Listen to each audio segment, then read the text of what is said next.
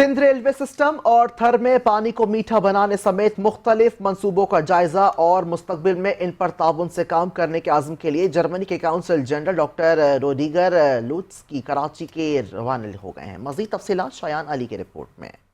सिंध के railway system और पाकिस्तान के खूबसूरत सहराई इलाके थर में मीठा पानी बनाने के मंसूबे को जानने और इसको बेहतर बनाने के लिए जर्मन कौंसल जनरल भी पेश नजर आए।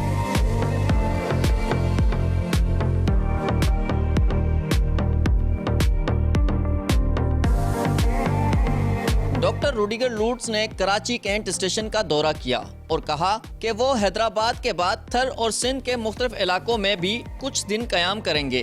सोलर पैनल के कुछ प्रोजेक्ट्स का मुआयना भी करेंगे।